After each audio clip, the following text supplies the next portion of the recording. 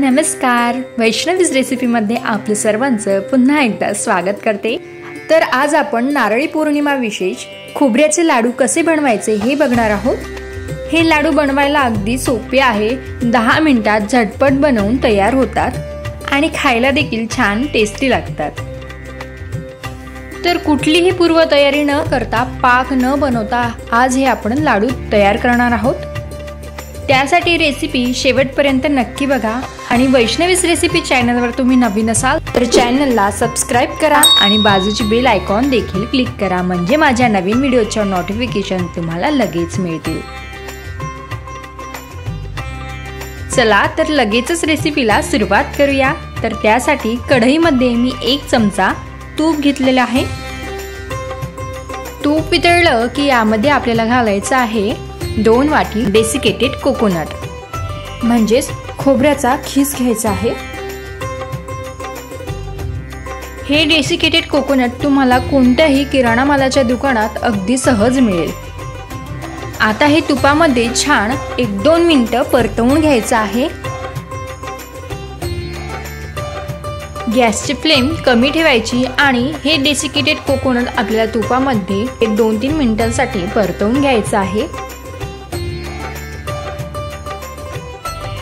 2 ते 3 मिनिटं परतून झाल्यानंतर यामध्ये आपण 1 वाटी दूध घालणार आहोत।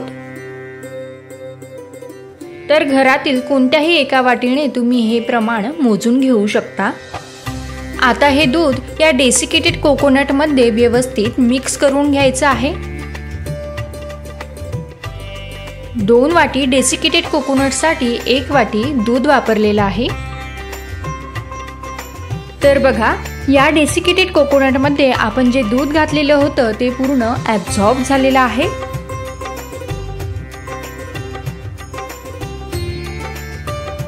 मिश्रण असं कोरडं झाल्यानंतर यामध्ये आपण घालूया 1 वाटी साखर। साखरेचे प्रमाण तुम्ही आपल्या आवडीनुसार कमी जास्त करू शकता। आता जोपर्यंत साखर मेल्ट होत नाही तोपर्यंत असं सतत मिक्स करत राहायचं।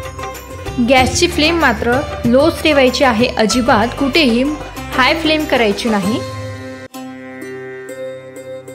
जसजशी साखर वितळेल तसतसे हे मिश्रण सुद्धा ओलसर होतं।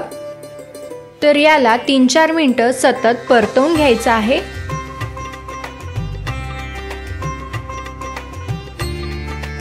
तर बघा, साखर पूर्णपणे मेल्ट झालेली आहे। आता यामध्ये पाव वाटी आपण मिल्क पावडर घालणार आहोत। मिल्क पावडर घालून व्यवस्थित या मिश्रणामध्ये मिक्स करून घ्यायचं आहे। मिल्क पावडर नक्कीच वापरा, यामुळे हे लाडू अगदी माव्यासारखे खूप छान टेस्टी लागतात। तसेच लाडूला बाइंडिंग सुद्धा छान येतं। पण मिल्क पावडर एकदम जास्तही घालू नका, कारण मिल्क पावडर जास्त प्रमाणात घातल्यास मिश्रण चिकट होतं, त्यामुळे मिल्क पावडर प्रमाणातच घाला।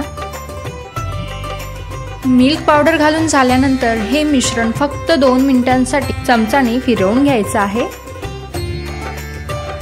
बघा, मिल्क पावडर या लाडूच्या मिश्रणामध्ये व्यवस्थित मिक्स करून घेतलेली आहे। लाडूचं सारण अगदी तयार आहे आणि छान कोरडंही झालेलं आहे।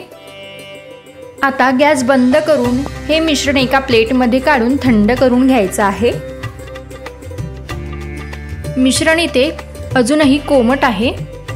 लाडू बनवायला घेऊया। तर लाडू एकसारखे बनवण्यासाठी तुम्ही कुठल्याही वाटीचा किंवा अशा चमचाचा वापर करू शकता। चमचाभर मिश्रण मी इथे घेतलेलं आहे आणि आता याचे आपण लाडू बांधून घेऊया। तर बघा, अगदी सहज पटकन असा लाडू वळला गेला। पहा किती मस्त दिसतोय। माप घेतल्यामुळे सगळेच लाडू व्यवस्थित एकसारखे बनल्या जातात। तयार झालेला हा लाडू आपण डेसिकेटेड कोकोनट मध्ये छान असा कोट करून घेऊया, म्हणजे हा लाडू दिसायलाही अगदी छान दिसतो। तर बघा, मस्त असा खोबऱ्याचा लाडू इथे तयार झालेला आहे। तर अशाच पद्धतीने सर्व लाडू बनवून घेऊया। तर येत्या रक्षाबंधनला असे खोबऱ्याचे लाडू नक्कीच बनवून बघा, सर्वांनाच खूप खूप आवडतील हे लाडू। इतके हे टेस्टी होतात।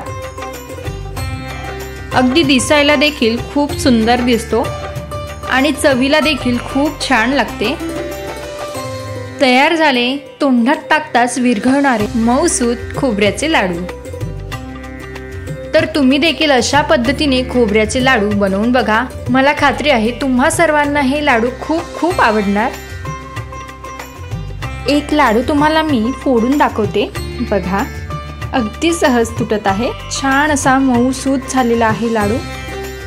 तर रेसिपी आवडल्यास व्हिडिओला लाईक करा, जास्तीत जास्त शेअर करा आणि छान अशा रेसिपीकरिता वैष्णवीज रेसिपीला जरूर सबस्क्राईब करा। पुन्हा भेटूया अशाच एका नवीन व्हिडिओ सोबत, तोपर्यंत धन्यवाद।